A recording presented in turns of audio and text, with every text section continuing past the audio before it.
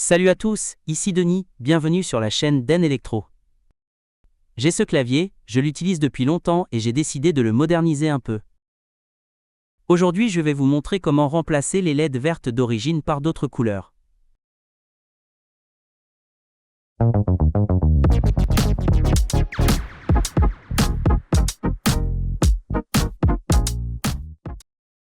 Avant la transformation, il ressemblait à ça. Ces deux LED étaient vertes. Le bouton Vernum était vert lui aussi, mais je l'ai changé en bleu il y a des années. Naturellement, pour améliorer le clavier, il faut l'ouvrir. Dévissez toutes les vis et mettez-les de côté. Elles peuvent être de longueurs différentes. Pour éviter toute confusion, rangez-les dans le même ordre que sur le clavier.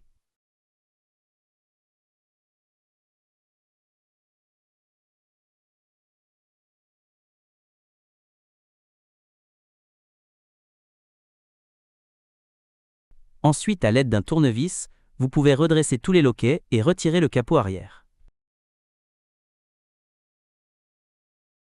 Comme beaucoup de claviers, le mien ne possède qu'une seule carte de circuit imprimée. C'est là que se trouvent les LED que je dois remplacer. Mon clavier est composé de deux plaques métalliques. L'une est grande et recouvre tout le clavier, et l'autre est plus petite. En dessous se trouvent des élastiques qui repoussent les boutons. Ils fonctionnent comme des ressorts. Pour accéder au circuit imprimé, je dois retirer la petite plaque. Je ne toucherai pas à la grande. Ici, comme partout sur le clavier, se trouve un film à 3 couches, avec des pistes contenant des contacts. La première couche contient un jeu de contacts, et la troisième couche, un autre jeu. Lorsqu'on appuie sur un bouton, les contacts se font. La deuxième couche est un diélectrique. Mais elle comporte des trous à l'emplacement des touches. Voici comment fonctionne le clavier. Les contacts des touches principales sont maintenus à la carte par une agrafe métallique. Nous retirons également cette agrafe.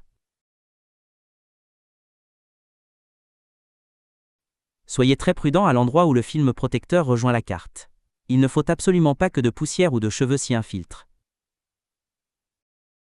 Sinon, après le remontage du clavier, certaines touches risquent de ne plus fonctionner. Le même problème peut survenir si la carte est mal installée. Les contacts de la carte et le film conducteur peuvent tout simplement ne pas être alignés. 4 fils fins sont connectés à la carte, ils peuvent se casser lors de la manipulation. Soyez donc très prudent et assurez-vous qu'aucun court-circuit ne se produise. Ce clavier possède également un 5e fil.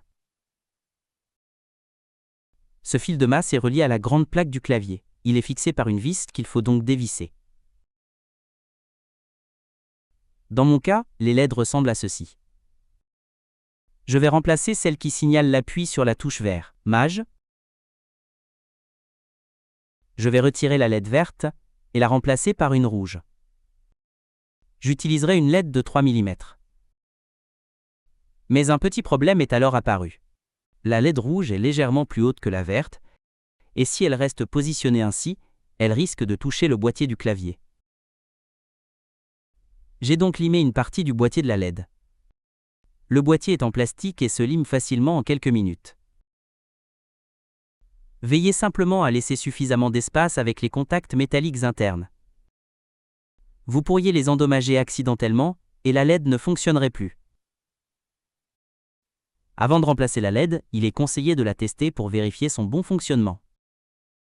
Si vous la soudez et qu'un court-circuit se produit, le clavier risque d'être endommagé. Pour la tester, vous aurez besoin d'une alimentation de 3 à 9 volts et d'une résistance de 1 kΩ. La valeur peut légèrement varier. Le courant alimentant les LED passe par cette résistance. Vous pourrez ainsi déterminer où connecter les bornes positives et négatives. Le contact le plus large sur le boîtier de la LED est généralement la cathode. Il doit être connecté à la borne négative. Le contact le plus petit est l'anode. Il doit être connecté à la borne positive. Cependant, dans de rares cas, l'inverse peut se produire. Soyez donc vigilant lors du remplacement d'une LED.